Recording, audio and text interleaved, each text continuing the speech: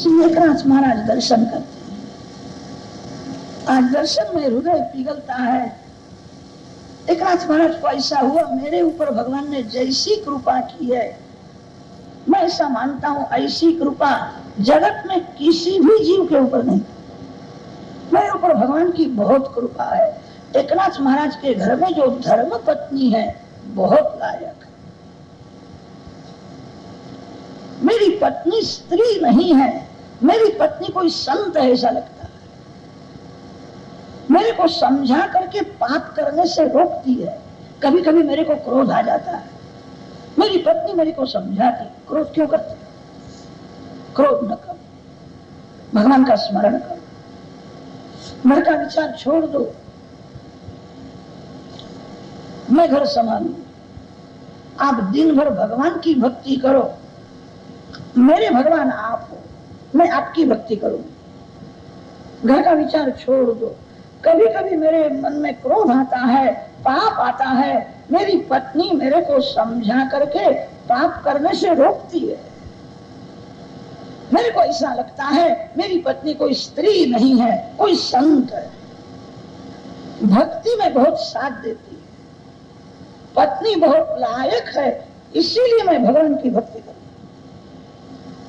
भगवान ने ऐसी कृपा की है, मेरे को घर में ही सत्संग दिया है।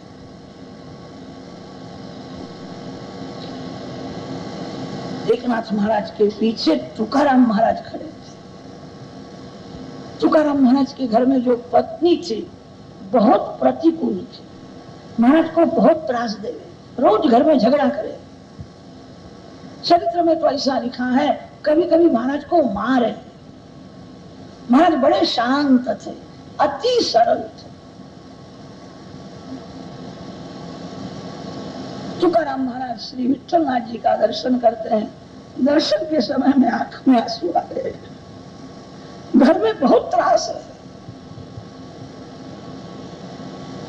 तुकाराम महाराज ने विचार किया, मेरे ऊपर भगवान की बहुत कृपा है, इसीलिए भगवान ने ऐसी प्रतिकूल पत्नी मेरे को दी। तो मेरे भगवान जानते हैं तुकाराम को पत्नी सुख देवे तो तुकाराम पत्नी के पीछे पड़ेगा, मेरे को भूल जाएगा। तुकाराम को पत्नी त्रास देवे तो उसका मन संसार में से हट जाएगा, मेरी भक्ति करेगा। इसीलिए भगवान ने जानबूझ करके यही किया है। मेरी पत्नी बहुत प्रतिकूल है, मेरे को त्रास देती है, यही भगवान की कृपा है। पत्नी मेरे को त्रास देती है, इसीलिए मैं घर को संसार को भूल गया। महाराज के चरित्र में लिखा है, घर में बहुत जाते ही नहीं थे। घर के बाहर एक बड़ा पर्वत है, वहां जाकर दिन भर भक्ति करते थे। घर में जावे तो पत्नी बहुत झगड़ा करती थी, बहुत त्रास देती थी। उसका स्वभाव ऐसा विलक्षण था। भगवान ने जो किया है अच्छा ही किया। मेरे भगवान जो कुछ करते हैं उसी में जीव का कल्याण है। जीव बुरा कर सकता है, ईश्वर बुरा नहीं कर सकता। मेरे भगवान मंगलमय है। भगवान ने जो किया है बहुत योग्य है, मेरे ऊपर बहुत कृपा है। पत्नी बहुत लायक होती तो उसके पीछे मैं पड़ता। पत्नी ही मेरे को त्रास देती है, इसीलिए मेरा मन संसार में से हट गया है, मैं भगवान के पीछे पड़ा हूं। संसार में सार नहीं है। तुकाराम महाराज के पीछे नरसिंह मेहता खड़े थे। नरसिंह मेहता के पत्नी का मरण हो गया था। मेहता जी विठलनाथ जी का दर्शन करते हैं। दर्शन में आनंद हुआ है, मेरे भगवान ने बहुत अच्छा किया, मेरे पत्नी का मरण हो गया, बहुत अच्छा हुआ। मेरे पीछे वो रहती तो कदाच अंत काल में मेरे को पत्नी का स्मरण होता। पत्नी का मरण हुआ, बहुत अच्छा हुआ। भगवान को कहते हैं आपने बहुत कृपा की है, अब घर में कहने वाला पूछने वाला कोई रहा नहीं है, आप और मैं हम दोनों मजा करेंगे, आनंद में। भक्त और भगवान दो होते हैं वहां आनंद प्रकट होता है। भक्त और भगवान दो के बीच में कोई तीसरा आ जाता है, बहुत विघ्न करता है। पत्नी का मरण हुआ, बहुत अच्छा हुआ, मेरे ऊपर भगवान की बहुत कृपा है, इसीलिए पत्नी का मरण हुआ। भलू थयू भागी जंजाल, सुखे भजिशु श्री गोपाल। अब घर में कहने वाला पूछने वाला कोई नहीं, आप और मैं, हम दोनों आनंद से भजन करें। ये तीनों महान संत है। एक को घर में पत्नी अनुकूल है, वे कहते हैं मेरे ऊपर बहुत कृपा है, पत्नी अनुकूल है, इसीलिए मैं घर को भूल गया हूं, मैं दिन भर भक्ति करता हूं। एक को घर में पत्नी त्रास देती है, वो कहते हैं कि बहुत अच्छा है, संसार में मेरी ममता न होवे, संसार में से मेरा मन हट जावे, इसीलिए भगवान ने ऐसा किया। एक के पत्नी का मरण हुआ है, वे कहते हैं मेरे ऊपर बहुत कृपा है। तीनों महान संत है। ठेविले अनंते तैसे चिरावे, चित्ती असो जावे समाधान। सर्वकाल जो अपने मन को शांत रखता है वही भक्ति कर सकता है। मन को शांत रखना महान पुण्य है, हृदय को जलाना महान पाप है। कुछ भी होवे कभी हृदय को जलाना नहीं। शास्त्रों में तो ऐसा लिखा है, अपने हृदय को जो जलाता है उसको भगवान का मंदिर जलाने जैसा पाप लगता है। आपके हृदय में नारायण है, मन को शांत रखो, कुछ भी होवे। जो मन को शांत रखता है वही भक्ति कर सकता है। संत अंगराजा को समझाते हैं, तेरे घर में नालायक पुत्र है, यही भगवान की कृपा है।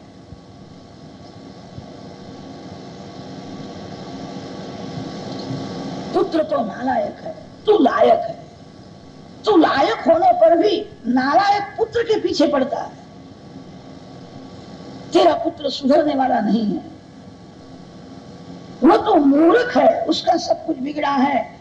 तू सयाना है, अब तेरा मरण बिगड़ने वाला है।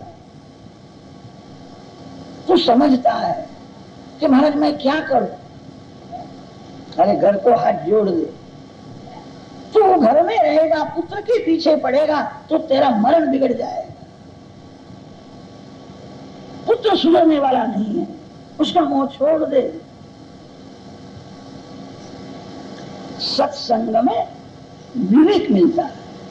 सत्संग करने से अंदर की आंख खुलती है। अंगराजा विचार करने लगे, मेरा पुत्र तो मूर्ख है, उसका बिगड़ा है, मैं सयाना हूं तो भी मैं उसके पीछे पड़ता हूं, मेरा मरण बिगड़ जाएगा। रात्रि के समय में घर में सब लोग सोए हुए थे। अंगराजा ने घर को हाथ जोड़ा, भगवान सभी को सद्बुद्धि देवे, भगवान सभी का कल्याण करे, सभी सुखी हो गए, अब मैं जाता हूं। मेरा घर भगवान के चरण में, मेरे को इस घर में रहना नहीं। घर छोड़ करके अंगराजा गंगा किनारे आए। आदि नारायण परमात्मा का आराधन करते हुए अंगराजा का मरण मंगलमय हुआ, भगवान के धाम में गए। वेग राजा हुआ है। वेग राजा के राज्य में प्रजा बहुत दुखी हुई।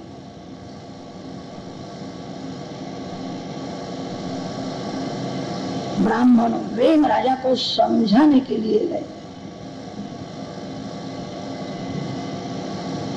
वेग दुष्ट है, ब्राह्मण को मारने के लिए दौड़ता है। मैं सब जानता हूं, मेरे को करने की क्या जरूरत है। ब्राह्मणों को मारने के लिए गया है। ब्राह्मणों के पास मंत्र शक्ति थी, तब सभी ब्राह्मणों के चरण में वंदन करते थे। मंत्र शक्ति का विनाश हो गया। 1000 यंत्र में जो शक्ति नहीं है वह शक्ति एक मंत्र में है। यंत्र से मंत्र श्रेष्ठ है। यंत्र सुख देता है और यंत्र कभी दुख भी देता है। मंत्र मन को शुद्ध करता है, मंत्र भगवान के चरण में ले जाता है। वे इन ब्राह्मणों को मारने के लिए दौड़ता है। एक ब्राह्मण ने मारण मंत्र का प्रयोग किया, वे इनका मरण हो गए।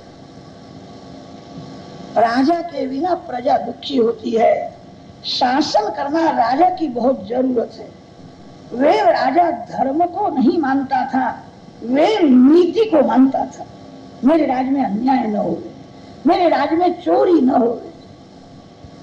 वे इनका मरण होने पर चोरी बहुत होने लगी, अन्याय होने लगा। ब्राह्मण का जन्म समाज को सुख देने के लिए। ब्राह्मणों को चिंता हुई है, राजा तो होना ही चाहिए। वेद का मरण हुआ है। बहुत से लोग धर्म को मानते नहीं हैं, नीति को मानते हैं। कितने लोग धर्म को मानते हैं, नीति को नहीं मानते। जीवन में धर्म और नीति दोनों की जरूरत है, दो चाक से रथ चलता है। अर्थोपार्जन में नीति की जरूरत है। कितने लोग अन्याय से, पाप से पैसा कमाते हैं और धर्म करते हैं। पाप का पैसा भगवान जल्दी लेते नहीं। अर्थोपार्जन में नीति की जरूरत है और मन को शुद्ध करने के लिए धर्म की जरूरत है। नीति धर्म के बिना विधवा है और धर्म नीति के बिना विधुर है। धर्म में नीति की जरूरत है, नीति में धर्म की जरूरत है। नीति से अर्थोपार्जन करो और धर्म को मानो। वे धर्म को मानता नहीं था, नीति को मानता था। वे इनका मरण होने पर प्रजा बहुत दुखी हुई है। ब्राह्मणों ने वेन राजा के शरीर में से पाप को बाहर निकाला। इस शरीर में 3 भाग है। पांव से नाभि तक का जो शरीर है उसको अधमांग कहते हैं। नाभि से गले तक का जो शरीर है उसको मध्यमांग कहते हैं। गले से ऊपर का जो शरीर है उसको मध्यमांग, उत्तमांग कहते हैं। नाभि से नीचे का जो भाग है वो बहुत अशुद्ध है। अधमांग में ही पाप होता है। पाप का निवास अधमांग में। नाभि से नीचे के कोई अंग में हाथ का स्पर्श होवे तो हाथ धोना चाहिए, ऐसा लिखा है।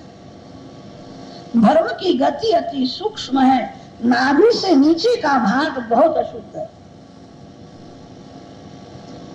उसी को अधमांग कहते हैं। अधमांग में ही पाप है। मंत्र में ऐसी शक्ति है। ब्राह्मणों ने वेद राजा के शरीर में से पाप को बाहर निकाला। भगवान नारायण की स्तुति करते हैं, इस वंश का विनाश न हो, इस वंश का आप रक्षण करो, आप ही अवतार धारण करो। ब्राह्मण भगवान का मुख है। जो ब्राह्मण 3 बार बराबर संध्या करता है,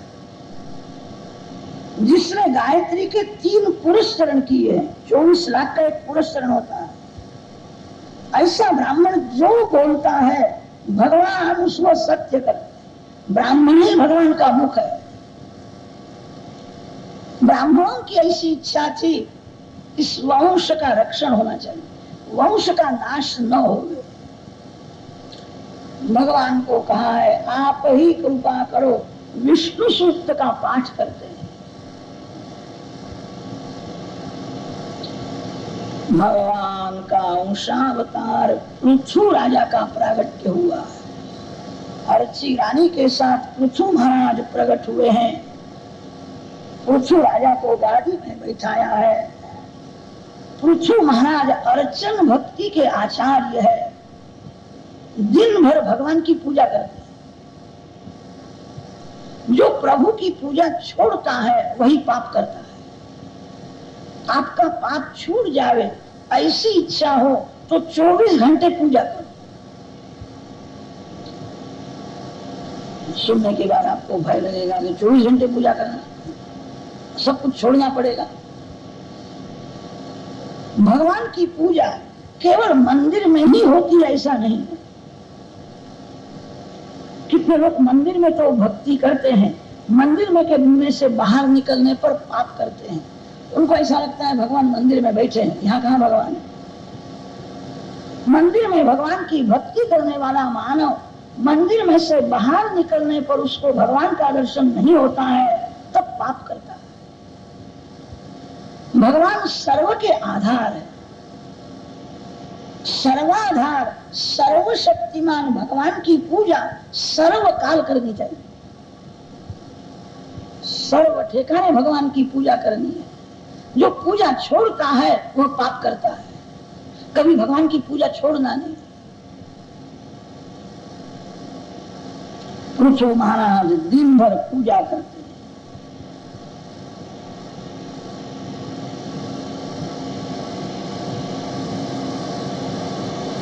किसी भी जीव को ईश्वर का स्वरूप समझ करके मान लो। दूसरे को वंदन करने में आपका क्या कम होता है। कितने लोग ऐसे होते हैं मंदिर में जाने पर राह देखते हैं, प्रतीक्षा करते, ओ भाई मेरे को हाथ जोड़े तो फिर मैं हाथ जोड़ू, मैं उससे थोड़ा ज्यादा सयाना हूं। वो मेरे को हाथ न जोड़े तब तक मेरे को हाथ जोड़ने की क्या जरूरत है। वंदन जो मांगता है वो वैष्णव नहीं है, वंदन जो देता है वही वैष्णव। सभी को वंदन करो, जीव को ईश्वर का स्वरूप समझो। किसी भी जीव को ईश्वर से अलग मत करो। जीव को ईश्वर का स्वरूप समझ करके बोलो, जीव को ईश्वर का स्वरूप समझ करके संतोष दो। भगवान की पूजा केवल मंदिर में ही होती है ऐसा नहीं है। बहुत से लोग ऐसे हैं उनको मंदिर में मूर्ति में तो भगवान का दर्शन होता है, मानव शरीर में भगवान का दर्शन नहीं होता। मानव में भगवान का दर्शन करे तो मन बिगड़े नहीं। मन क्यों बिगड़ता है? मानव में भगवान का दर्शन नहीं होता। प्रत्येक मानव में जो भगवान का दर्शन करता है। ब्रह्म सूत्रों में व्यास महर्षि ने जीवात्मा का स्वरूप वर्णन करते हुए अनेक ऋषियों के मत दिए। आश्मरथ्य ऋषि, औडुलोमी ऋषि, बादरी ऋषि। अंतःकरण प्रतिबिंबित चैतन्यं जीवः, अंतःकरणोपहितं चैतन्यं जीवः, अंतःकरणावच्छिन्नं चैतन्यं जीवः। ऋषियों में जीवात्मा के स्वरूप में थोड़ा थोड़ा मतभेद बताया। ये ऋषि ऐसा मानते हैं, ये ऋषि ऐसा मानते हैं। ऋषियों में थोड़ा थोड़ा मतभेद तो दिखता है। सभी ऋषि जीव को ईश्वर से अलग नहीं मानते। जीव ईश्वर का ही स्वरूप है।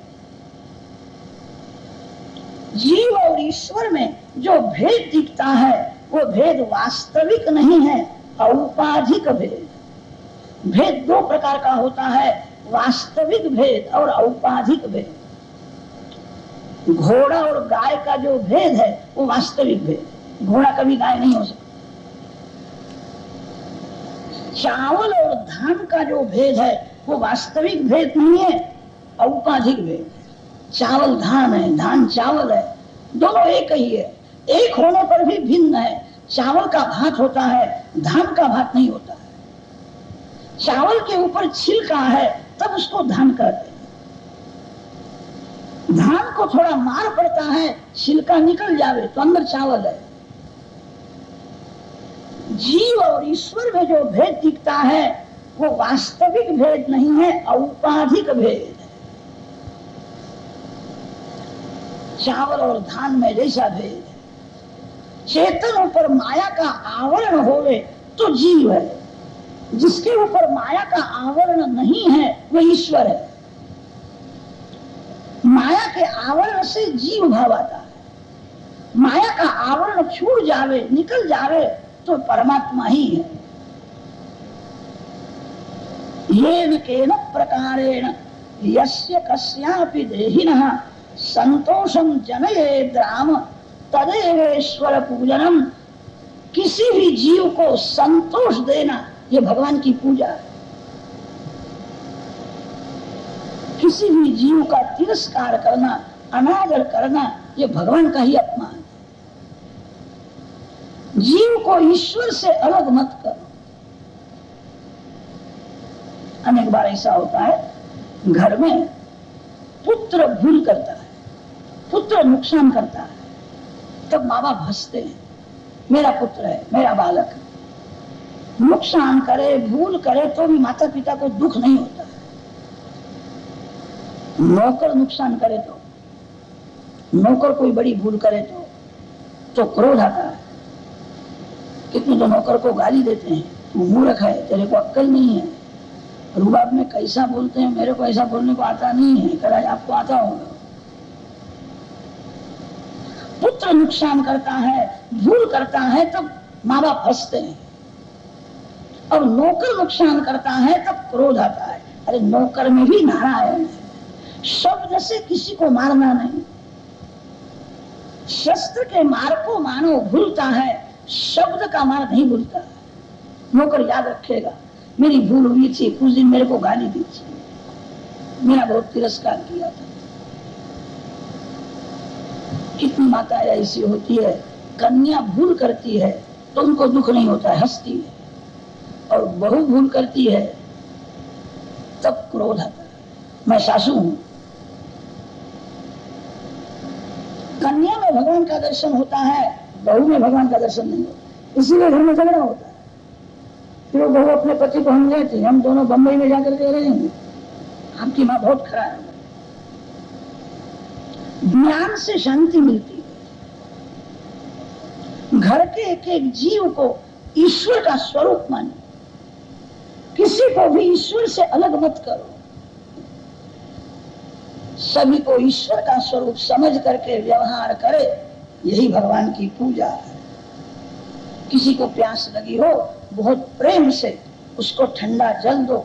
उस समय ऐसी भावना करो, भगवान कृपा करके इस रूप से मेरे घर में आए।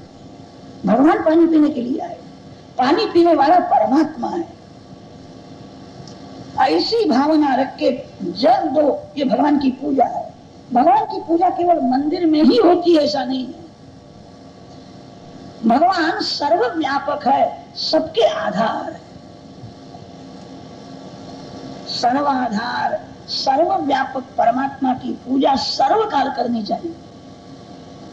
सर्वकाल जो पूजा करता है उसका पाप छूट जाता है।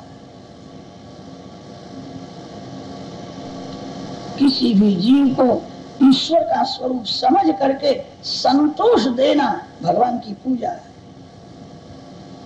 किसी भी जीव का तिरस्कार करना यह भगवान का ही तिरस्कार है। पृथु महाराज अर्चन भक्ति के आचार्य है। पूजा वह कर सकता है जिसका हृदय विशाल है। पृथु शब्द का अर्थ होता है विशाल। पूजा वह कर सकता है जिसके आंख में प्रेम, वही पूजा कर सकता है। आंख में प्रेम को रखो, सभी को प्रेम से देखो, सभी को भगवत भाव से देखो। जिसका हृदय विशाल है, जिसके आंख में प्रेम है, वही पूजा कर सकता है। भगवान किसी का घर नहीं देखते हैं, इसकी आंख कैसी है, इसका हृदय कैसा है। जिसका हृदय विशाल है उसके घर में भगवान आते हैं। भगवान हृदय को देखते हैं, भगवान आंख को देखते हैं। पृथु शब्द का अर्थ है विशाल। पृथु महाराज की पत्नी का नाम है अर्ची रानी। पृथु महाराज के राज्य में एक बार दुष्काल पड़ता है, वर्षा होता नहीं है, अन्न उत्पन्न होता नहीं है। पृथु महाराज पृथ्वी को सजा करने के लिए तैयार हुए हैं। पृथ्वी ने कहा है आपके पिता वेग राजा के राज्य में अधर्म बहुत बढ़ गया था, इसीलिए अन्न रस को मैं निगल गई। जहां धर्म है वहां धरती सब कुछ देती है, जहां धर्म नहीं है वहां धरती में सब कुछ निगल जाती है।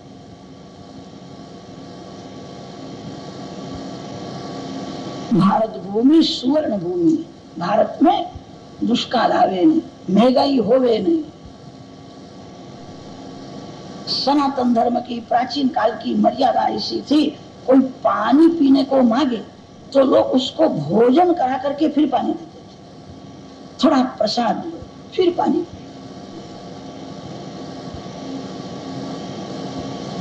खाने वाला भगवान है, खिलाने वाला खाने वाले को रुपया देता है, खिलाने वाला खाने वाले को वंदन करता है। आपके बहुत उपकार है, आप मेरे घर में आए, अब तो खाने वाले को देना पड़ता है। अन्न विक्रय बहुत होने लगा, इसीलिए धरती मां अन्न रस को निगल गई। 10-15 दिवस कोई आदमी घर में रहे तो कितने लोग विचार करते हैं, जाने के समय में बच्चे के हाथ में कुछ देगा ऐसा लगता है। 15 दिवस रहे, मेरे घर में जिसने खाया है वो मेरे को कुछ देवे, मेरा काम करे, मेरे लिए अच्छा बोले, ऐसी इच्छा रखना अन्न का विक्रय है। अन्न विक्रय होने लगा, तभी से पृथ्वी माता अन्न रस को निगल गई। अन्न विक्रय मत करो, जो आता है उसका आपके घर में भाग है, वो लेने के लिए आया है, आपका खाने के लिए कोई आया नहीं। जो आया है उसका आपके घर में भाग है, प्रेम से दो तो अच्छा है, नहीं तो एक दिन ब्याज के साथ देना पड़ेगा। कितनी माताएं ऐसी होती हैं, 2-4 जन आ जावे तो प्रसन्न होती, बहुत प्रेम से परोसती है। कितनी माताएं ऐसी होती है, भोजन के समय में 2-4 आ जावे, उनका हृदय जलने लगता है, अब मेरे घर का कितना खा जाएगा, 5 जने, कोई किसी का खाता नहीं। जो आया है उसका भाग आपके घर में है, वो अपना भाग लेने के लिए आया है, आपका खाने के लिए नहीं आया। सनातन धर्म की यह मर्यादा है, अन्न ब्रह्म है, अन्न का विक्रय नहीं होना चाहिए। लोग अन्न विक्रय करने लगे, तभी से पृथ्वी मां अन्न रस को निगल गई। लोग भगवान को भोग लगाते नहीं, ऐसा ही खा लेते। पृथ्वी माता को बुरा लगता है, मेरे पति देव का अपमान करते। कितने लोग ऐसे होते हैं कि घर में रसोई होवे तो भगवान को भोग लगाते हैं, घर में कोई भोजन करने वाला न हो, लगन में कि सभी को जाना हो, तो घर के भगवान के लिए रसोई नहीं बनाते, कटोरी भर के दूध भगवान को अर्पण कर देते। हे भगवान, आज हम सब लोग मिठाई खाने के लिए जाने वाले, लगन में जाने वाले, घर में भोजन करने वाला कोई नहीं है, अब कल तक इस दूध के ऊपर आप रो। यहाँ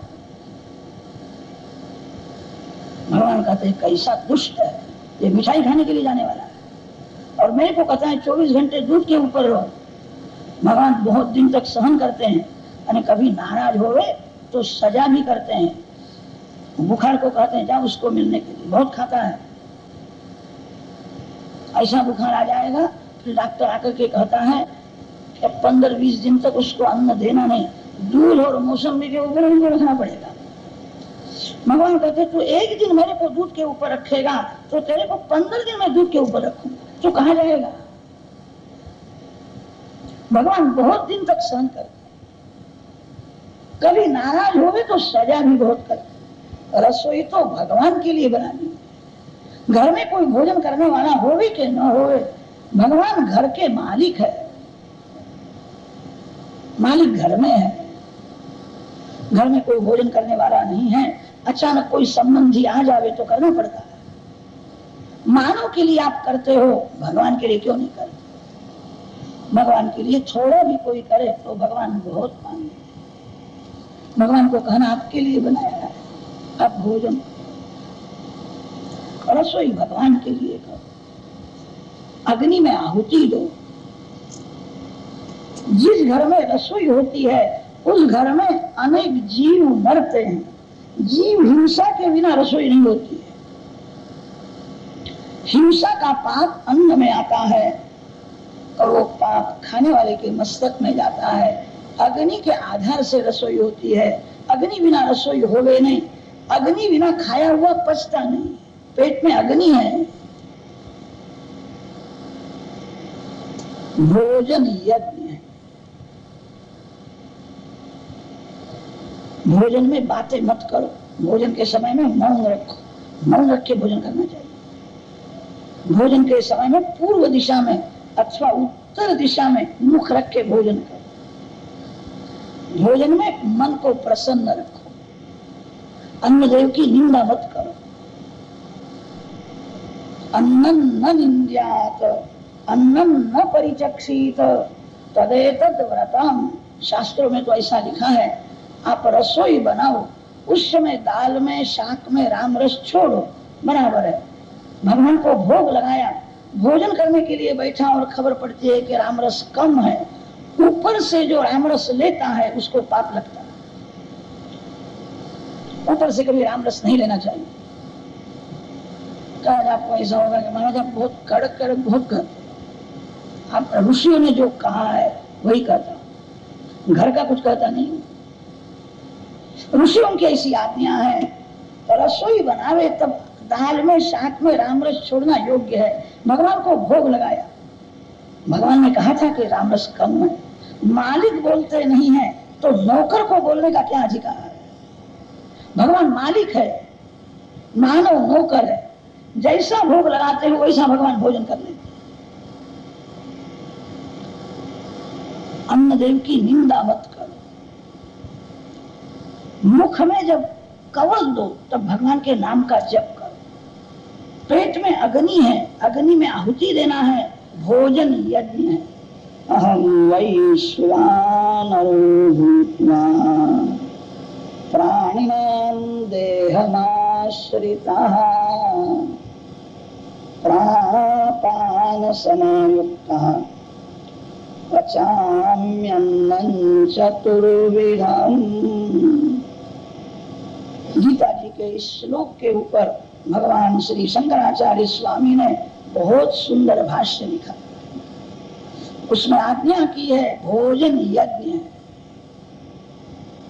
भगवान का नाम लेकर के पेट में जो अग्नि है उसके ऊपर आहुति देना है। भोजन करो, भगवान को भूलना नहीं। जो भोजन में भगवान को भूल जाता है उसका मन भोजन के स्वाद में फंस जाता है। भोजन के स्वाद में मन फंस जावे तो मन बहुत बिगड़ता है। कितने लोग कढ़ी पीते हैं तब उनको भगवान जरा भी याद नहीं आते। कढ़ी बहुत अच्छी है, कढ़ी बहुत अच्छी है। दूसरे दिन माला करने के लिए बैठते तब यही याद आता है, कल की कढ़ी बहुत अच्छी थी। ओम नमो भगवते वासुदेवाय। जिसका मन स्वाद में फंसा है उसको भक्ति रस नहीं मिलता। भोजन में कभी भगवान को भूलना नहीं। भोजन यज्ञ है, भोक्ता नारायण है।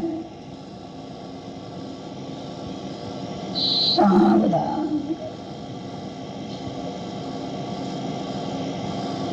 भगवान के लिए पवित्रता से रसोई करो, अग्नि में आहुति लो। अग्नि भगवान का मुख है। माँ जिस प्रकार बालक के मुख में कवल देती है। कथा में सुनने के बाद आपको होगा कि महाराज सब आप कहते हो, मेरे को कोई मंत्र नहीं आता है, मैं कैसा यज्ञ करूं? आपको हरे राम हरे कृष्ण मंत्र आता है कि नहीं? भाप में थोड़ा सा घी छोड़ो और अग्नि भगवान का मुख है, अग्नि की ज्वाला भगवान की जीभ है, ऐसी भावना रख के अग्निदेव को आहुति दो। गृहस्थ के घर में रोज यज्ञ होना ही चाहिए। जिस घर में रोज यज्ञ होता है उस घर के किसी भी मानव को महारोग नहीं होता है। अग्निदेव आरोग्य देते हैं। स्वस्ति श्रद्धां मेधां यशः प्रज्ञां विद्यां बुद्धिं श्रियं बलम् आयुष्यम तेज आरोग्यम। चंद्र, सूर्य और अग्नि 3 प्रत्यक्ष देव।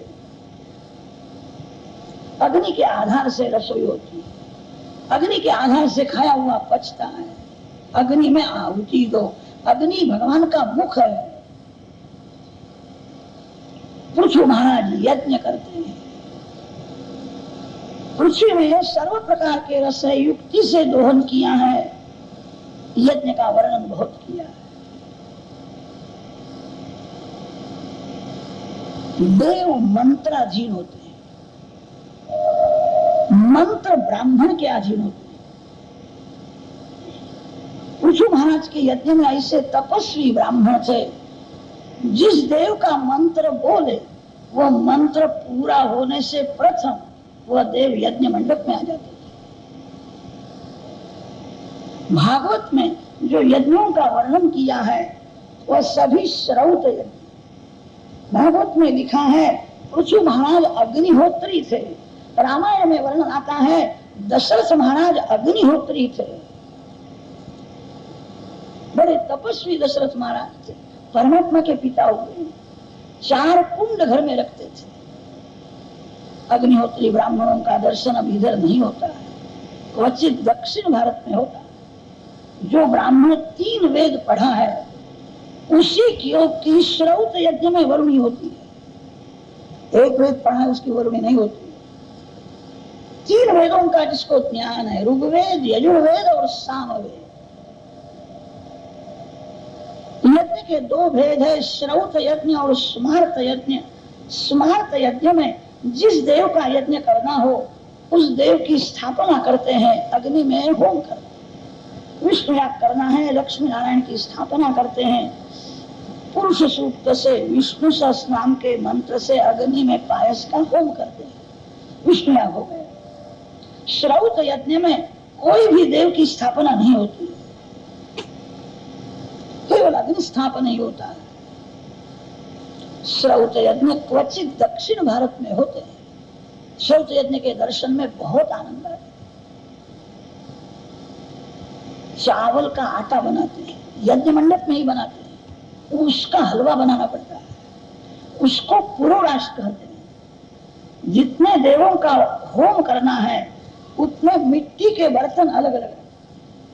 अग्नये जुष्टं निर्वपामि, सोमाय जुष्टं निर्वपामि। एक देव को आहुति देने के बाद जो बाकी रहता है वह अवशिष्ट उच्छिष्ट के समान माना। इसीलिए जितने देवों का होम करना है उतने मिट्टी के बर्तन अलग अलग रखते हैं। प्रत्येक में पुरोराश रखना पड़ता है। ऋग्वेद के मंत्र से आवाहन किया जाता है। अध्वर्यु आज्ञा करते हैं, अब विष्णु भगवान को बुलाओ। विष्णवे नुब्रूहि। ऋग्वेद के मंत्र से आवाहन होता है। आवाहन का मंत्र बोलने वाला ब्राह्मण बलवान होना चाहिए, जितेंद्रिय होना चाहिए।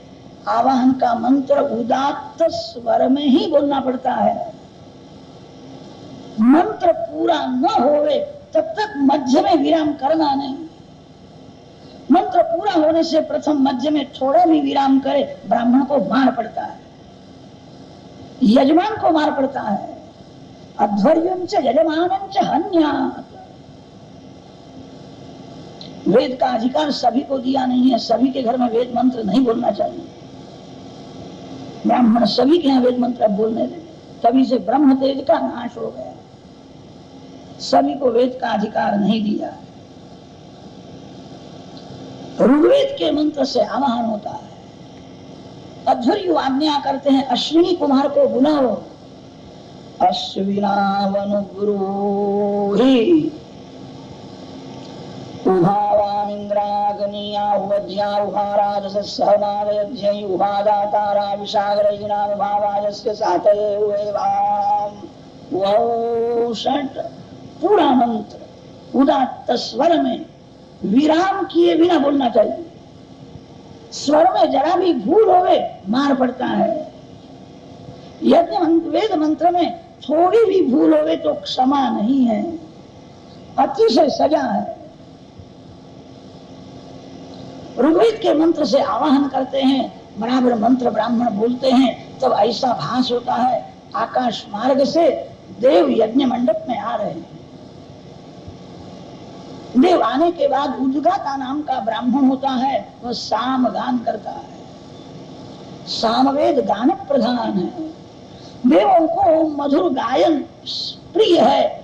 देव आने के बाद प्रथम सामवेद से उनकी स्तुति की जाती है। आग्निध नाम का एक ब्राह्मण होता है, वह यज्ञ मंडप के द्वार में हाथ में तलवार लेकर के खड़ा रहता है, राक्षोघ्न मंत्रों का जप करता है। अध्वर्यु उसको पूछते हैं, सावधान तो तू है न, बाहर कोई राक्षस तो आया नहीं है न, हम यज्ञ अग्नि में होम करे कि नहीं? अध्वर्यु उसकी आज्ञा मांगते हैं। आश्रावया, वो अग्निधर ब्राह्मण वहां से जवाब देता है, अस्तु श्रौषट, हाथ में तलवार लेकर के खड़ा रहता है। मैं सावधान हूँ, बराबर मंत्रों का जप कर रहा हूँ, इस समय कोई राक्षस आया नहीं है। अब शांति से यजुर्वेद का मंत्र बोल करके अग्नि में होम करो। यजुर्भिर यजंती सामभिस्तुवंती, ऋग्वेद के मंत्र से आवाहन, सामवेद के मंत्र से स्तुति और यजुर्वेद के मंत्र से अग्नि में होम किया जाता है।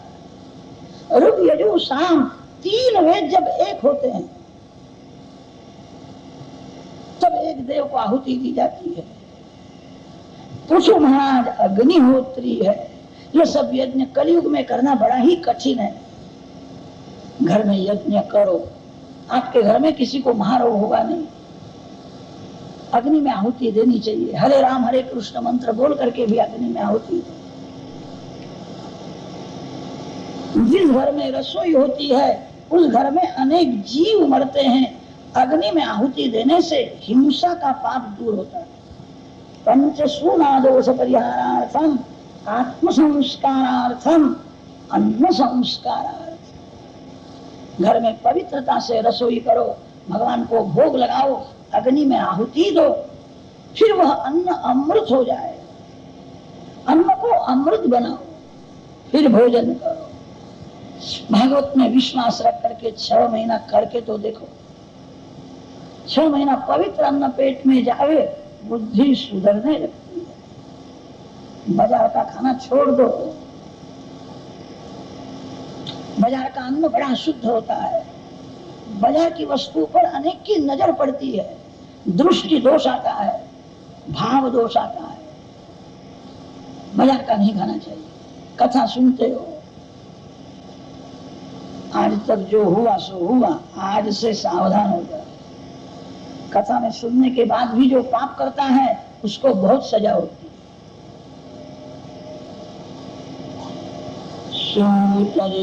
सावधान।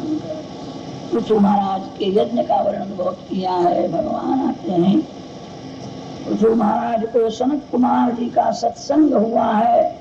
सनत कुमार जी ने उपदेश दिया। पृथु महाराज विजिताश्व को गादी में बैठाया और पृथु महाराज तपश्चर्या करने के लिए गए हैं। अर्ची रानी के साथ आज नारायण परमात्मा का आराधन करते हुए पृथु महाराज कृतार्थ। पृथु महाराज का पुत्र विजिताश्व गादी में आया है।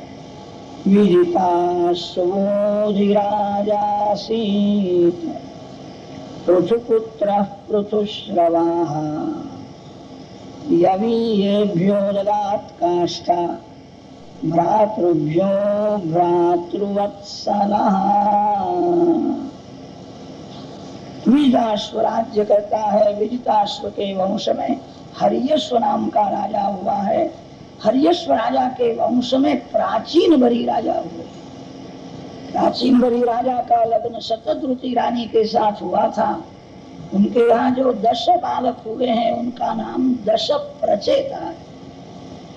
10 प्रचेताओं को प्राचीन बरी राजा ने आज्ञा की है, तपश्चर्या करो। तप करने से शक्ति बढ़ती है। जो बलवान है वह सब कुछ कर सकता है।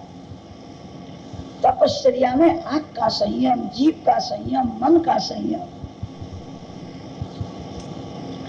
आंख के शक्ति का विनाश मत करो। इंद्रिय शक्ति का विनाश ही पाप है। तपश्चर्या में एक एक इंद्रिय का संयम रखना पड़ता है। बलवान बनो, जो बलवान है वह सब कुछ कर सकता है। जिसने शक्ति का विनाश किया है, जो दुर्बल है वो तो ऐसी इच्छा रखता है लोग मेरी भक्ति करें। जिसने बहुत शक्ति का विनाश किया है, जो अति दुर्बल है, वो पृथ्वी को भी भार दे सकता। प्राचीन बलि राजा ने 10 पुत्रों को आज्ञा दी है, शक्ति का संग्रह करो, बलवान बनो, तपस्वी बनो। तो 10 प्रचेता कच्छ प्रांत में नारायण सरोवर में आए। शुद्ध भाव से जो भगवान के लिए घर छोड़ता है, उसको शंकर भगवान दर्शन दे। शिव जगत गुरु है। नारायण सरोवर की यात्रा जिन वैष्णवों ने की है, उनको खबर है नारायण सरोवर में कोटेश्वर महादेव प्रचेताओं के लिए भगवान शंकर प्रकट हुए हैं। नारायण सरोवर के किनारे प्रचेता बैठे हैं, क्या करें? घंटा नाद कान में आया है, मधुर मंगल गीत सुनने में आया है। कैसा मधुर ध्वनि है, कौन गाता है? प्रचेता सुन रहे हैं। उसी समय नारायण सरोवर में से भगवान शंकर बाहर प्रचेताओं को दर्शन दिया है। प्रचेताओं को शिव जी की आज्ञा हुई है, रुद्रगीत का उपदेश किया है और कहा है रुद्रगीत का जप कर। जप करने से ही जीवन सुधरता है, जप करने से ही पाप की आदत छूटती है। यह जीव अनेक जन्म से पाप करता हुआ है। पाप के संस्कार जागृत होने पर सयाना मूर्ख हो जाता है। पाप करने की इच्छा नहीं है तो भी पाप हो जाता है। अनेक जन्म का मन बिगड़ा हुआ है। शांति से बैठ करके जो जप करता है, उसी का पाप छूटता है। जप करने से वासना का विनाश होता है। दान देना कठिन नहीं है।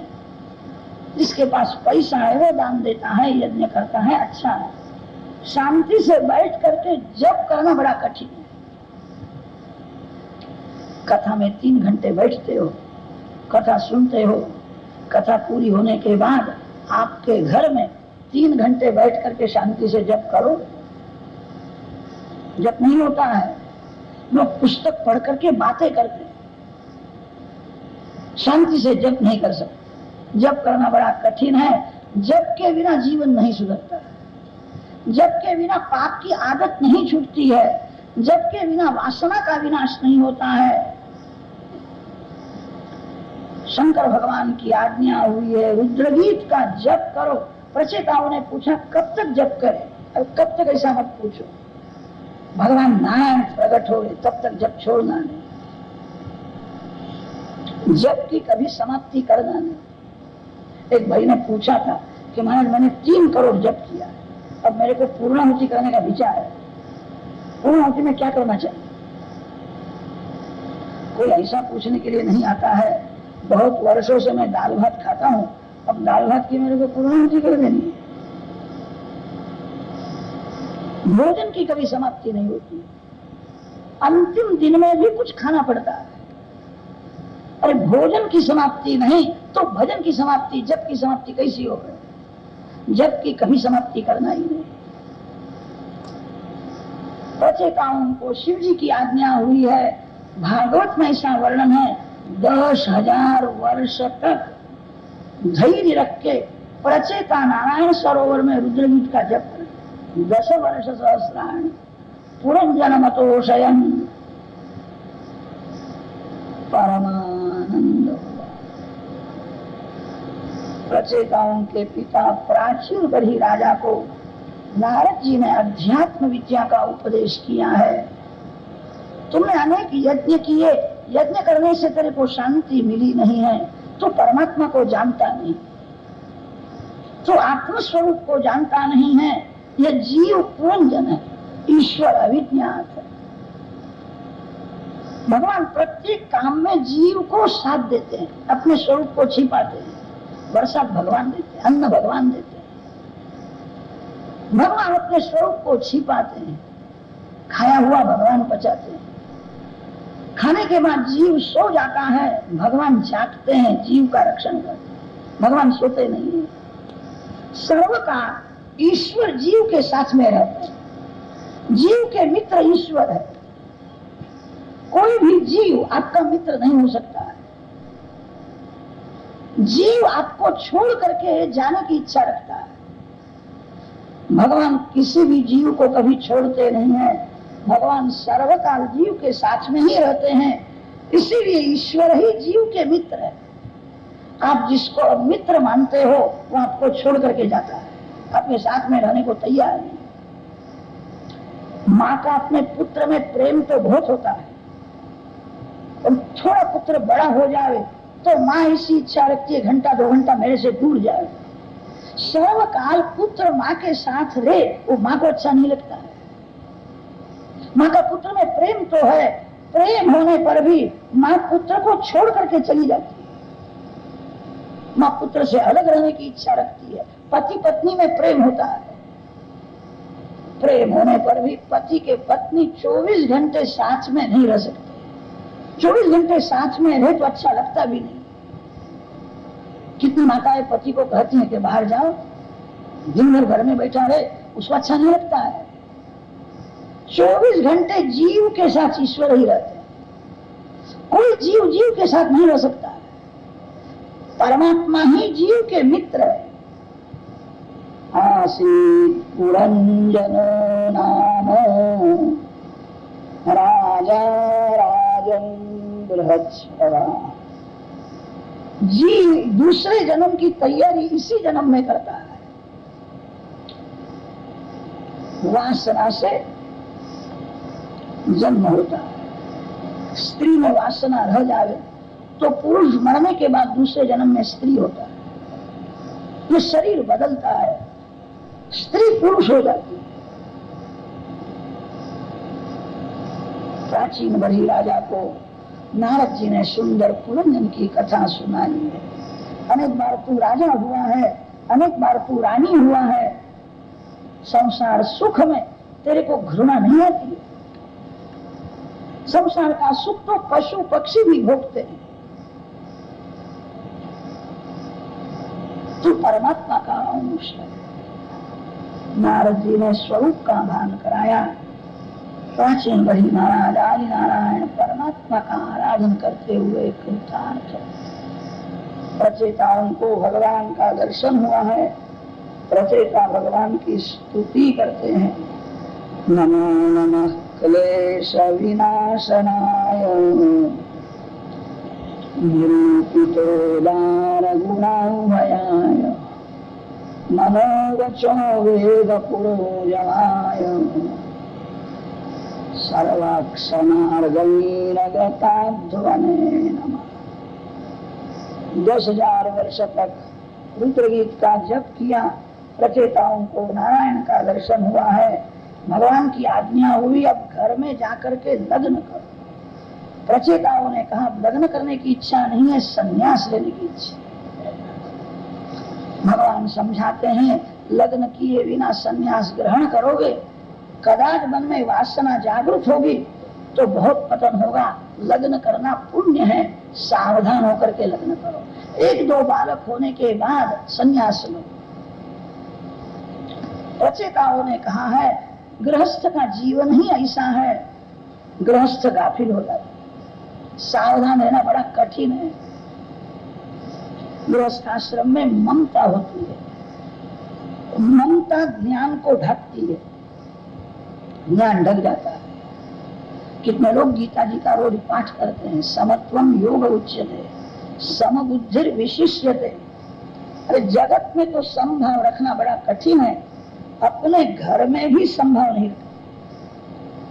अपने बच्चे को बड़ा पेड़ा देता है और भतीजा आया हो तो उसको छोटा सा पेड़ा देते।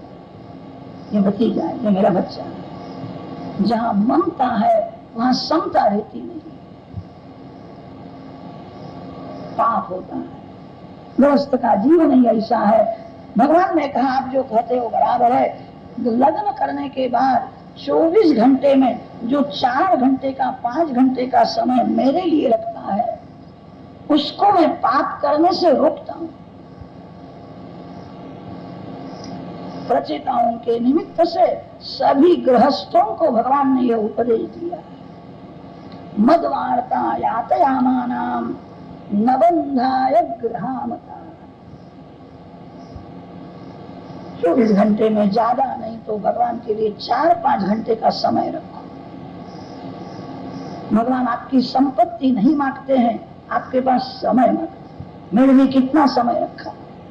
प्रातः काल में घंटा 2 घंटा भक्ति करो, मध्याह्न काल में भक्ति करो, रात्रि में घंटा भक्ति करने की जरूरत है।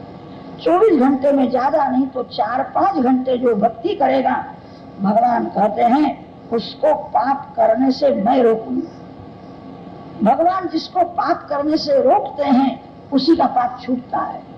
जीव पुण्य कर सकता है, पाप नहीं छोड़ सकता। पुण्य करना कठिन नहीं है, पाप छोड़ना कठिन है। पाप तो भगवान छुड़ावे तो ही छूटता है। पाप करने की इच्छा नहीं होती है तो भी पाप हो जाता है। 5 घंटे जो मेरी भक्ति करेगा उसके हृदय में रह करके उसको पाप करने से मैं रोकूंगा। सभी गृहस्थों को भगवान ने यह उपदेश दिया है। प्रचेता घर में गए हैं, वार्क्षी कन्या के साथ लग्न किया है। उनके यहाँ जो पुत्र हुआ उसका नाम दक्ष प्रजापति। दक्ष प्रजापति को सब दे दिया। प्रचेता फिर से नारायण सरोवर में आए। नारद जी का सत्संग हुआ है। नारद जी ने कहा है जगत को प्रसन्न करना अशक्य है, जो परमात्मा को प्रसन्न करता है वही जगत को प्रसन्न कर सकता है। झाड़ के मूल में जल देने से झाड़ प्रसन्न हो जाता है।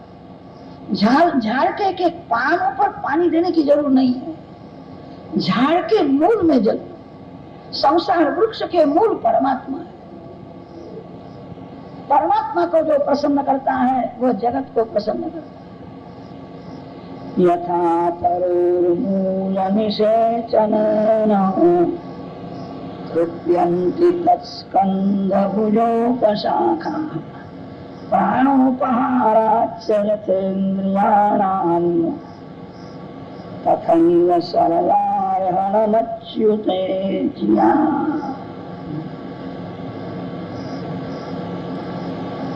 प्रचेतादि नारायण भगवान का आराधन करते हुए कृतार्थ।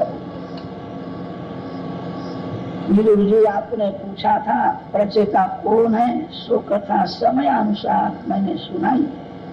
अब आपको क्या सुनना है? विदुर जी ने कहा आपने बहुत सुंदर बोध दिया है, जो सुना है उसका मैं मनन करूं। अब कथा सुनना नहीं, जो आपने बोध दिया है उसका मैं मनन करूं। श्रवण मनन से सफल होता है। घर में जाने के बाद कथा के एक एक सिद्धांत को याद करो। मैंने क्या सुना? मैंने आज कथा में सुना था जगत को प्रसन्न करना अशक्य, परमात्मा को प्रसन्न करना अशक्य नहीं है। कथा का एक एक सिद्धांत याद कर, कथा यहां से घर में ले जाओ। लोग कथा में से उठते हैं तब जो कुछ सुना है सब भागवत को अर्पण करके जैसा था वैसा ही घर में चला जाता है। कथा यहां से ले जाओ। कथा में लेने के लिए जाना है, कथा में देने के लिए जाना नहीं। मेरे को क्या मिला आज, मेरे लिए कथा में क्या आया था? विदुर जी ने कहा है कथा सुनने की इच्छा नहीं है, आपने जो बोध दिया है वो उसका मैं स्मरण करूंगा, मनन करूंगा। श्रवण मनन से सफल होता है। चतुर्थ स्कंध की समाप्ति करते हैं, पंचम स्कंध का आरंभ। पंचम स्कंध में परमहंसों की कथा आती है। परमहंसों के 2 भेद है, ज्ञानी परमहंस और भागवत परमहंस। दूध में पानी को मिला दो और हंस के आगे रखो तो हंस में एक ऐसी शक्ति होती है पानी को छोड़ देता है और दूध पी जाता है। ये संसार क्या है? जगत दूध और पानी मिल गया है, जड़ और चेतन दो एक हो गए, यही संसार है।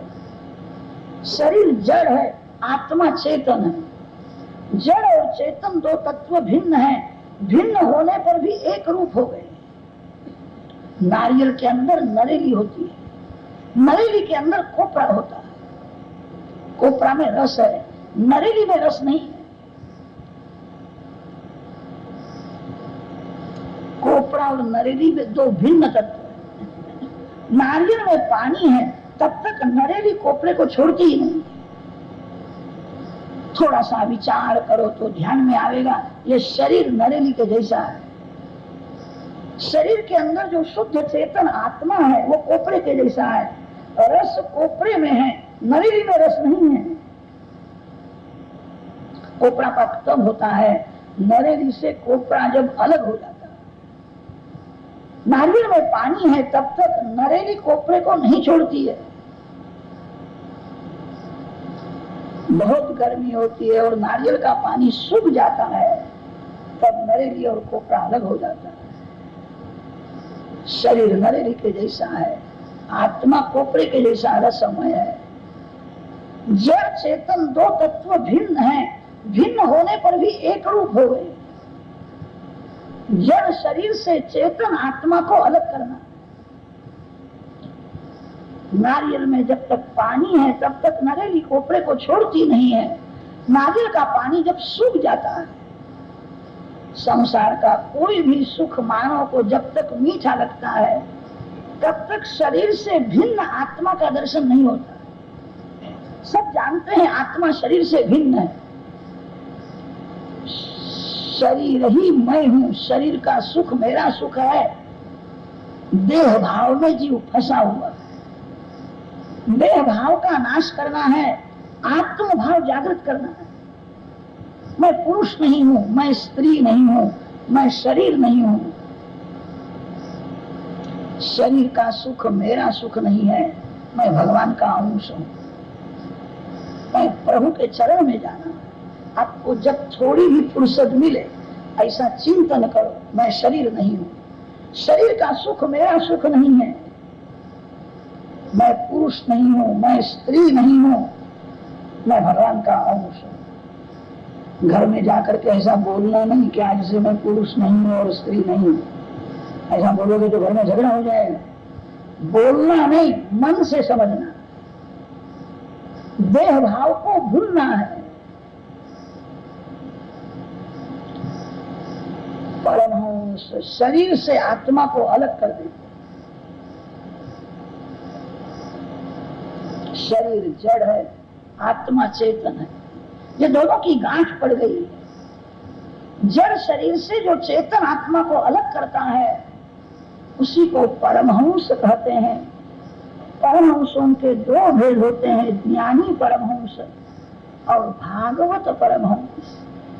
ज्ञानी परमहंस ऐसा मानते हैं, आंख को जो दिखता है वह क्षण क्षण में बदलता है।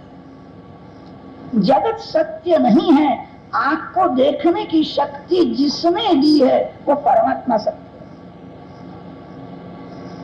आंख को जो दिखता है उसका ध्यान छोड़ दो, आंख को देखने की शक्ति जिसने दी है परमात्मा का ध्यान करो। जगत तो क्षण क्षण में बदलता है। जगत मिथ्या है, परमात्मा सत्य है। जगत मिथ्या है, बोलना सरल है, जगत मिथ्या है, समझना बड़ा कठिन। श्री शंकराचार्य महाराज के पीछे जो आचार्य हुए हैं, श्री रामानुजाचार्य महाराज, श्री मध्वाचार्य महाराज, वैष्णव आचार्यों ने जगत को सत्य माना है। साधारण मानव जगत को मिथ्या नहीं समझ सकता। जगत सत्य लगता है तब वैष्णव आचार्यों ने कहा है जगत सत्य है, जगत भगवान का है, तेरा कुछ भी नहीं। किसी भी निमित्त से जगत का मोह छोड़ करके परमात्मा के साथ प्रेम करना, ये लक्ष्य है। शब्द में थोड़ा थोड़ा झगड़ा है, सभी आचार्य तत्व में एक ही है। विदुषाम किम शोभनम। महापुरुष जो वर्णन करते हैं बराबर है। जगत मिथ्या है, साधारण मानव नहीं समझ सकता। वैष्णवाचार्यों ने कहा है जगत सत्य है। याद रखना, जगत में जो कुछ है सभी के मालिक भगवान है। तन का मालिक भी मानव नहीं है, तेरा कुछ भी नहीं है। परमात्मा के साथ प्रेम कर। जगत का मोह छोड़ने के लिए ज्ञानी पुरुष कहते हैं जगत मिथ्या है। वैष्णवाचार्य कहते हैं जगत भगवान का है, तेरा कुछ भी नहीं, तू भगवान का हो जा। ज्ञानी परमहंसों का आदर्श ऋषभ देव जी ने जगत को समझाया। ऐसी आत्मनिष्ठा स्थिर हो गई थी। लकड़ी में अग्नि है, लकड़ी जल जाती है, अग्नि कभी नहीं जलता। शरीर लकड़ी के समान है, शरीर भले जल जावे, शरीर में जो शुद्ध चेतन आत्मा है अग्नि समान तेजोमय है। आत्मज्ञान होना बड़ा कठिन नहीं है, आत्मनिष्ठ होना बड़ा कठिन है। वैष्णव भगवान निष्ठ होते हैं और ज्ञानी पुरुष आत्मनिष्ठ होते हैं। ऋषभ देव जी की ऐसी आत्मनिष्ठा थी, शरीर अग्नि में जल रहा है, मैं नहीं जलता, मैं शरीर नहीं हूं। अग्नि लकड़ी को जला सकती है, लकड़ी में जो अग्नि है उसको नहीं जला सकती। मैं शुद्ध चेतन आत्मा हूं। आत्मनिष्ठा ऐसी दृढ़ थी। ऋषभ देव जी की कथा हमारे लिए बहुत उपयोगी नहीं है, इसीलिए सुखदेव जी महाराज ने इसका संक्षेप किया है। भरत जी की कथा हमारे लिए बहुत उपयोगी, इसीलिए भरत चरित्र का वर्णन विस्तार पूर्वक।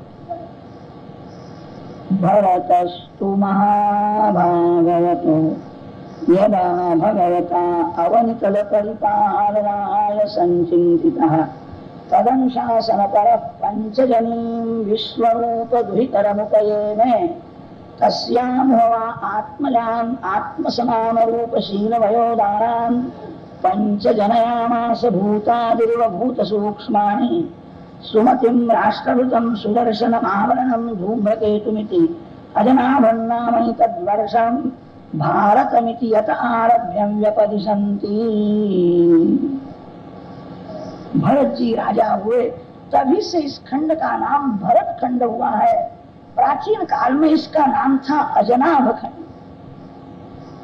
भरत जी महाराज बड़े ज्ञानी हैं, बड़े योगी है। वासना का विनाश न हो तो ज्ञान और योग में पतन होता है। वासना का विनाश भक्ति से ही होता है। श्री राम श्री कृष्ण के साथ जो अतिशय प्रेम करे वही भगवत कृपा से वासना का विनाश कर सकता है। संसार में जितने आकार दिखते हैं सभी आकार माया से बने हुए हैं। संसार के किसी भी आकार के साथ जो प्रेम करता है उसके मन में विकार आता है। संसार के सभी आकार माया से बने हुए हैं। श्री राम श्री कृष्ण का जो स्वरूप है वो माया से बना हुआ नहीं है। निज इच्छा निर्मित तनु माया गुण गोपा।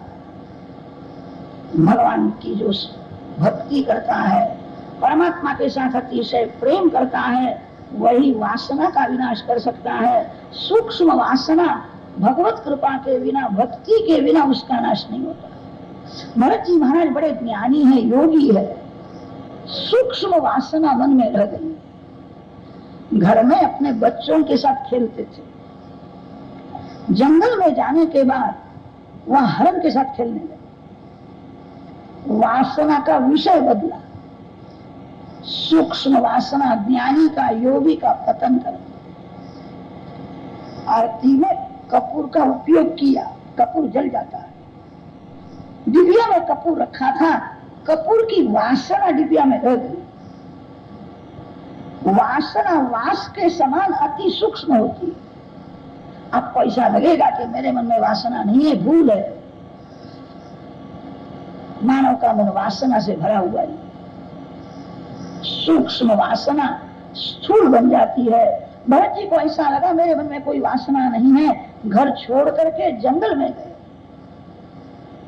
अरे जिसके मन में वासना है वह जंगल में भी संसार करता है। जिसके मन में संसार है वो मंदिर में भी संसार करता है।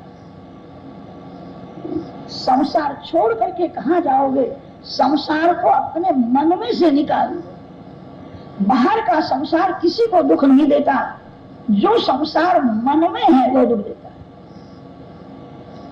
मन में सूक्ष्म वासना थी, घर में अपने बच्चों के साथ खेलते थे, वन में जाने के बाद हरण के साथ खेलने लगे। धीरे धीरे संयम को बढ़ाओ। घर छोड़ करके जंगल में जाने से एकदम भगवान का दर्शन नहीं होता। जहां जाओ वहां माया पीछे आती है। घर में ही धीरे धीरे संयम को बढ़ाओ, वासना का विनाश करो। भयम प्रमत्तस्य वनेष्वपि स्यात्। जो गाफिल है उसको वन में भी माया मारती है। जो सावधान होकर के घर में भक्ति करता है उसको घर में भी भगवान का दर्शन होता है। भगवान का दर्शन करने के लिए घर छोड़ना ही चाहिए ऐसा नहीं है। आज सायंकाल में प्रहलाद जी की कथा है। प्रहलाद जी को घर में ही भगवान का दर्शन हुआ। प्रहलाद जी घर छोड़ करके गए नहीं है। प्रहलाद जी के लिए भगवान को घर में प्रकट होना पड़ा है। बहुत से लोग ऐसा समझते हैं घर में सभी अनुकूलता होवे तो मैं भक्ति करूं, मेरी इच्छा अनुसार भगवान मेरे को अनुकूलता कर दे। सभी अनुकूलता किसी को मिली ही नहीं, प्रतिकूलता तो रहती ही है। जीव जगत में आता है पाप और पुण्य दो लेकर के आता है। कोई जीव ऐसा नहीं है कि केवल पुण्य लेकर के ही आया है। पाप का फल है प्रतिकूलता और पुण्य का फल है अनुकूलता। प्रतिकूलता रहे सहन करो।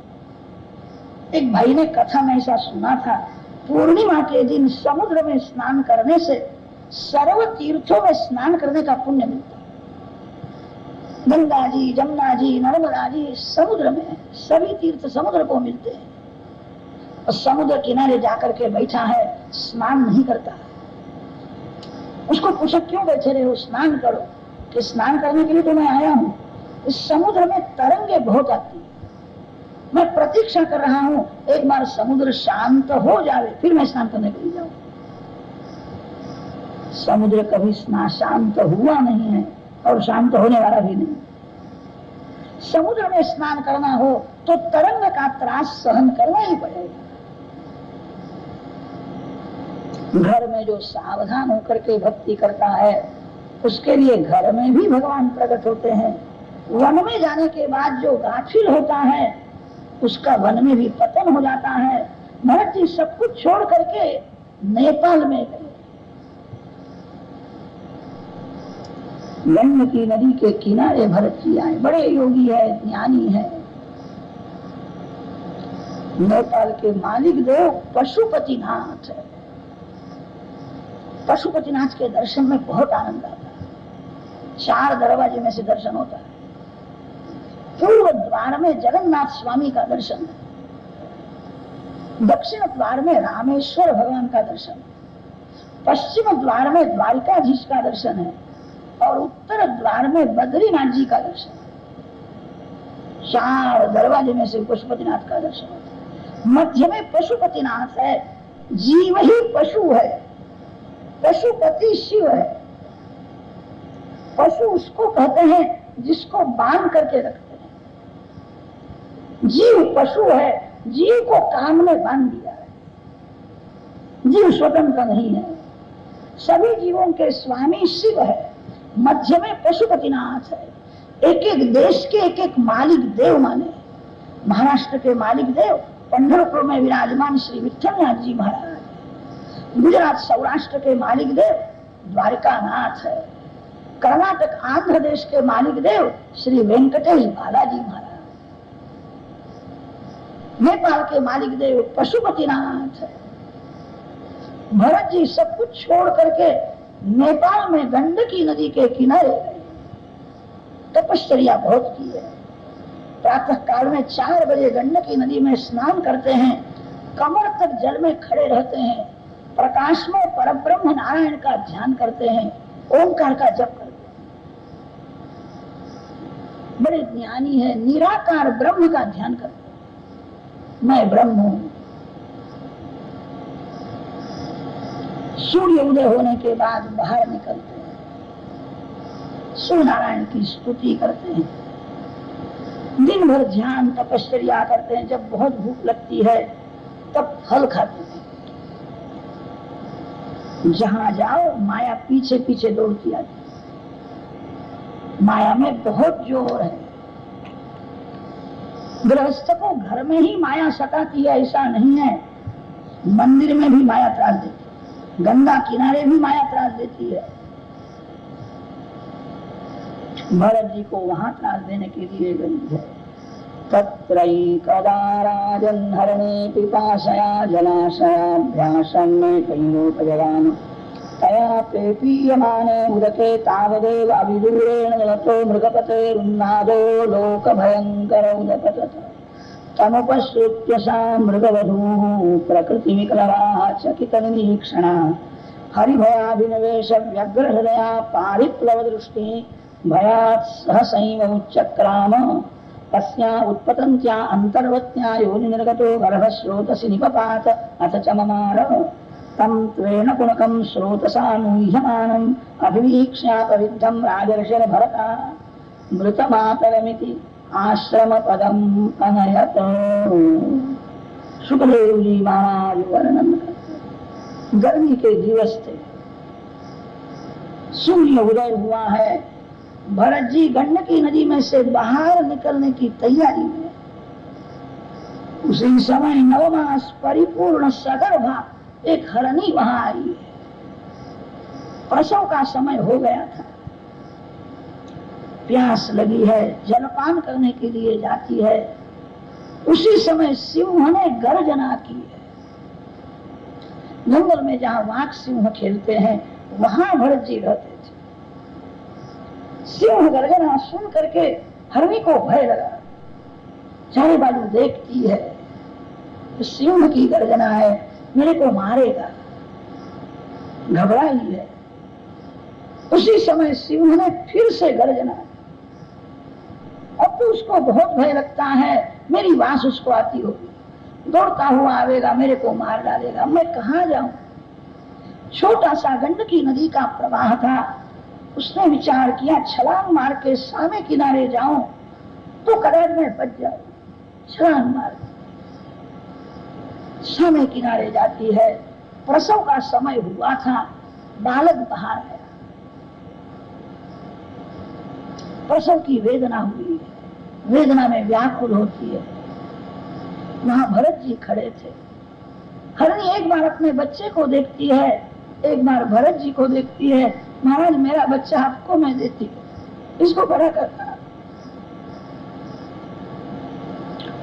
भरत जी को हरण बालक में श्री हरि का दर्शन हुआ। कैसा जीव है, इसके पिता का तो पता ही नहीं। इसकी माँ तो अब मरने के लिए बहुत व्याकुल होती है। देखते देखते तो उसने आंख बंद कर ली, प्राण छोड़ दिए। भरत जी हरण बालक को उठा करके पर्णकुटी में ले आए। इसकी मां ने यह बालक मेरे को दे दिया, यह मेरा ही बालक है, इसका पालन पोषण करना मेरा कर्तव्य है। अपना बालक मान लिया।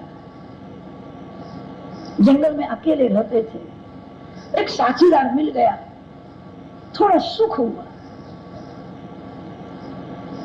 हर बालक को घास खिलाते हैं, उसको गोद में लेकर के गर्मी देते हैं, उसके साथ खेलते हैं, कभी कभी प्यार करते हैं, छाती के साथ लगाते हैं, तब सुख होता है। यही भूल है। संसार का सभी सुख छोड़ करके आए। हर बालक के साथ खेलने में सुख का भास होता है। स्त्री का त्याग किया, राज संपत्ति का त्याग किया, अपने पुत्रों का त्याग किया, सब कुछ छोड़ करके भगवान के लिए आए थे। माया धोखा देती है। हर बालक में मन फंस गया, उसके साथ खेलने में मजा आती है, उसको छाती के साथ लगाते तब सुख होता है। कैसा सुंदर बालक है। यही भरत जी की भूल है।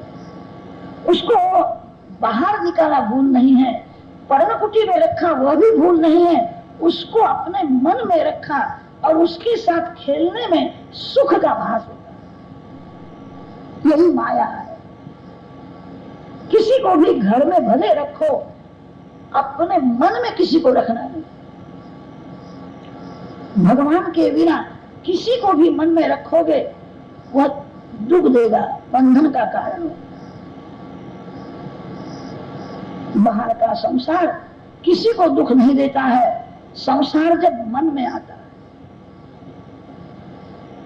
नौका में जो बैठता है उसको सावधान रहना पड़ता है, बाहर का पानी अंदर न आए। नौका में पानी आ जाए तो नौका डूब जाएगी और नौका में जो बैठा है वो भी डूब जाएगा। संसार समुद्र है, संसार के विषय पानी के जैसे हैं। मानव काया नौका है, जीवात्मा नाविक है। विषय रूपी जल अंदर आ जाए तो नौका डूब जाएगी। भरत जी की भूल यह है, हरण बालक को अपने मन में रखा, घर में रखा, ये भूल नहीं है। भगवान के बिना किसी को भी मन में रखना नहीं।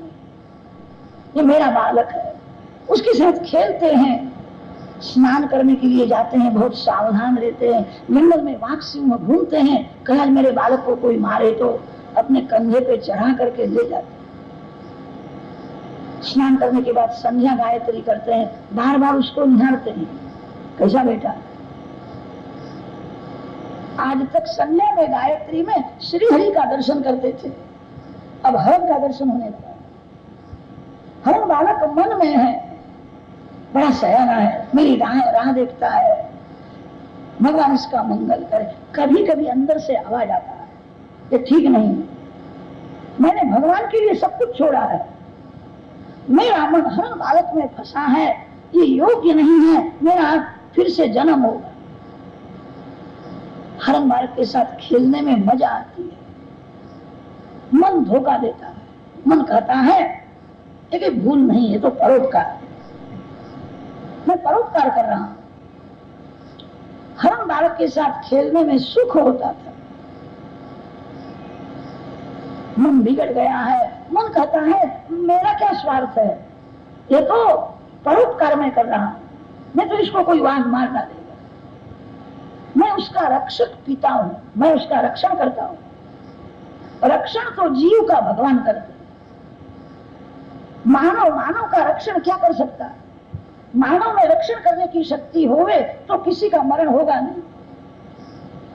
मानव रक्षण नहीं करता है, रक्षण तो प्रारब्ध के अनुसार भगवान रक्षण करते। भरत जी ने मान लिया है मैं ही उसका रक्षण करता। हरण बालक में ममता हुई है।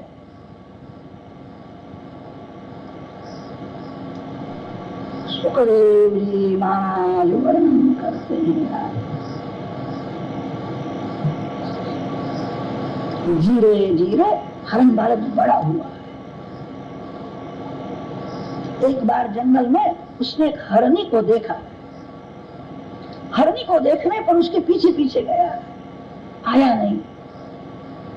वृद्ध पिता जिस प्रकार पुत्र की प्रतीक्षा करता है, अभी क्यों नहीं आता है, कहाँ गया है, कहाँ गया है। बड़ा प्रेम करता है, बड़ा सयाना है, मेरे ऊपर उसका बहुत भाव है। मैं प्रेम कहाँ करता हूँ। आज प्रातः काल में उसको मैंने जल पिलाया ही नहीं, मैं भूल गया। मैं तो प्रेम नहीं करता, वही बहुत प्रेम करता। कहाँ गया? भरत जी को चिंता होती है। भरत जी अपने बालक को शोधने के लिए जिस घाट में स्नान करते हैं वहां जाते हैं, वहां दिखता नहीं है। जंगल में जहाँ कंदमूल फल लेने के लिए जाते थे वहां शोधते हैं, पता लगता है। फिर तो पर्णकुटी में बैठ करके उसका चिंतन करने लगे हैं, कहाँ गया? जंगल में बाघ सिंह घूमते हैं, किसी वाघ ने उसको मारा तो नहीं। वाघ ने मेरे बालक को पकड़ा होगा तो वो बहुत रोया होगा। वाघ को जरा भी दया आई नहीं, मेरे बालक को मार डाला। ना, मेरे को ऐसा लगता है वो मरा नहीं है, जीवित है। मेरे भगवान उसका रक्षण करते हैं। मेरे को ऐसा लगता है अब बड़ा हुआ है, अब लग्न करने के लिए गया होगा, तब आवेगा तब अपनी बहू को साथ में लेकर के आएगा। जंगल में बैठ करके ऐसे विचार करने, सब कुछ छोड़ करके आए थे। सुखदेव जी महाराज वर्णन करते हैं, जीव गाफिल है, काल सावधान। काल कभी विचार नहीं करता इसका यह काम बाकी है, यह काम होने वाला है। समय हुआ था, भरत जी को बुखार आया, जंगल में अकेले रहते थे, गर्भ की शैया में पड़े हैं, अंतिम श्वास चालू हुआ।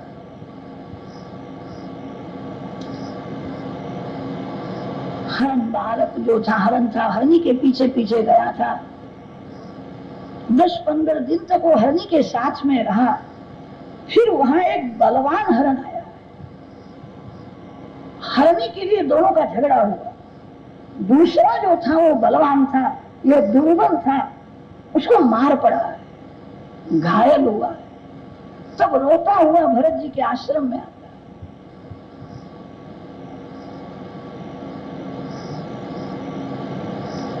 पशु प्रेम को समझते हैं, वो समझ गया है मेरे रक्षक पिता अंतिम दशा मृत्यु की शैया में पड़े हैं। भरत जी के चरण में जाकर के बैठा, अंतिम श्वास चालू था। अंत काल में एक बार आंख खोलते हैं, आंख खोलने पर हरण बालक को देख आया है, मेरे को मिलने के लिए आया है। मृत्यु की शैया में उसकी मां याद आई जिसने छलांग मारी थी। इसकी मां ने यह बालक मेरे को दिया था, इसका मैंने भरण पोषण किया है। अंत काल में अब मेरे को मिलने के लिए आया है। मृत्यु की शैया में हरनी याद आई। गंडकी नदी के किनारे जो बना है वो मृत्यु की शैया में मन से देखते हैं, इसकी मां ने छलांग मारी थी, प्रसव की वेदना में उसने प्राण छोड़े थे, यह बालक मेरे को दिया था। गंडकी नदी के किनारे हरनी ने प्राण छोड़े थे, वही हरनी फिर से कालंजर पर्वत के ऊपर हरनी हुई। भागवत का एक सिद्धांत है, आपका ज्ञान मार्ग होवे के योग मार्ग हो, आप किसी भी संप्रदाय की दीक्षा ग्रहण करो, आप निराकार को मानो, साकार को मानो, भगवान की सेवा पूजा कभी छोड़ना नहीं। ज्ञान योग भक्ति से ही सफल होते हैं। योग और ज्ञान के अभिमान में जो भक्ति को गौण समझता है, जो भक्ति छोड़ देता है, उसका मरण बिगड़ता है। भक्ति से ही मरण सुधरता है। भक्ति का अर्थ यह है भगवान के स्वरूप में आसक्ति, उसको भक्ति कर। सनातन धर्म में इसीलिए मूर्ति पूजा को बहुत महत्व दिया है। भगवान के स्वरूप में आंख और मन जिसका फल जाता है, जिसके मन में भगवान का स्वरूप है, उसको अंतकाल में भगवान का स्वरूप दिखता है, मरण मंगलमय हो जाता है। जो भक्ति को, सेवा पूजा को गौण समझता है, उसको अंतकाल में संसार का कोई चित्र दिखता है, और संसार का चित्र देखने पर मन बिगड़ता है, मरण बिगड़ता है। वेदों में वर्णन आया है, मरण जब समीप में होता है तब प्रथम वाचा बंद हो जाती है, जीभ से मानव नहीं बोलता है, वाचा बंद होती है,